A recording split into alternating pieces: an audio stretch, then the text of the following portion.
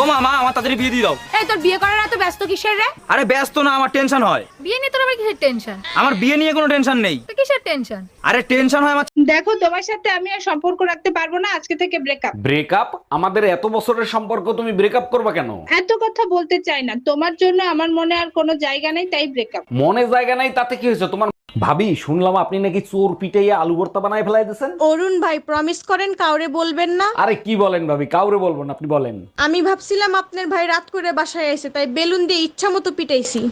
আব্বা ওরা কি খাচ্ছে? চা। না তুমি চাও, আমার লজ্জা করছে। এই ওরা খাচ্ছে চা। না তুমি চাও, আমার লজ্জা করছে। এই মাই দিয়া কিন্তু আর কিছু। টুম্পা আমি একটু বাইরে যাবো, আমার কাছে একটা টাকাও নাই, আমারে 2000 টাকা ধার দিবা?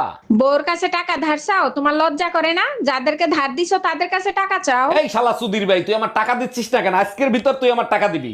আরে গালি দিচ্ছ কেন? ভালোভাবে।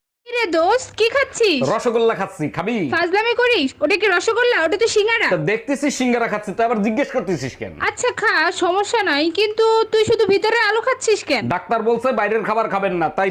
এই শোনো, তুমি তোমার বোনকে আদর করে কি বলে ডাকো? আমি আমার বোনকে আদর করে জান বলে ডাকি। আচ্ছা তাই নাকি? আচ্ছা তুমি আমারে কতটা ভালোবাসো আর আমার জন্য তুমি কি করতে পারো? আমি তোমাকে এতটাই ভালোবাসি, আমি তোমার জন্য জান।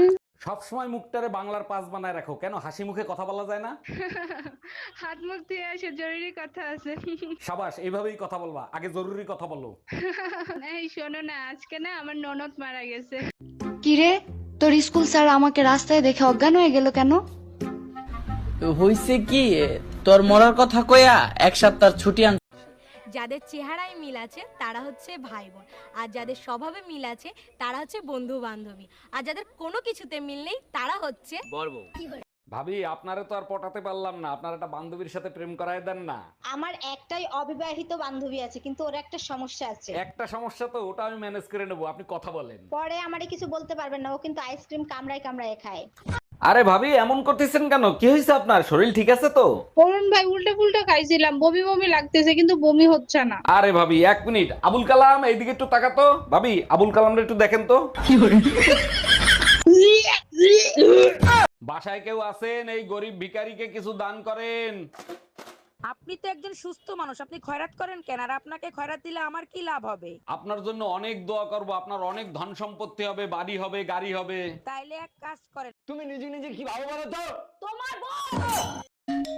বারবার কেন ফোন দিচ্ছ? বলছি না আমি তোমার সংসার আর করবো না। এই কথাটা শোনার জন্যই বারবার ফোন দেই। কোন কথাটা শোনার জন্য? এই যে বলো না তোমার সংসার আর করবো না, শুনলে কলিজাটা জুড়াইয়া যায়। কালকেই আসতেছি মাকে সাথে নিয়ে। তোর মূর্খ গাউয়া খ্যাত বিয়ে করে নিয়েছি। এই তোর বাপের জন্মে বিস্কুট খাস নাই? অরুণ ভাই ভাবিকে বকাবকি করতেছেন কেন? আর আপনার ঘরের থেকে গরুর আওয়াজ আসে কেন? গরুর আওয়াজ আসবে না তো কি কোকিলের আওয়াজ আসবে? আপনার ভাবি গরুর আওয়াজ করতেছে। বলেন কি, হঠাৎ ভাবি গরুর মতো আওয়াজ করতেছে কেন? কি হয়েছে ভাবির? গরুর জন্য ট্যাবলেট নিয়েছি, সেই ট্যাবলেট বিস্কুট বেবে খেয়ে ফেলাইছে। আরে অরুণ ভাই কি হয়েছে? কি নিয়ে এত চিন্তা ভাবনা করতেছেন? ভাবি গার্লফ্রেন্ডের জন্মদিন, কি গিফট দিলে খুশি হবে সেটা নিয়েই চিন্তা করতেছি। অরুণ ভাই এমন গিফট দিবেন যা আপনার গার্লফ্রেন্ড সারা জীবন বুকে আগলে রাখবে। ভাবি গার্লফ্রেন্ড আবার রাগ করবে না তো বেড়া গিফট করলে?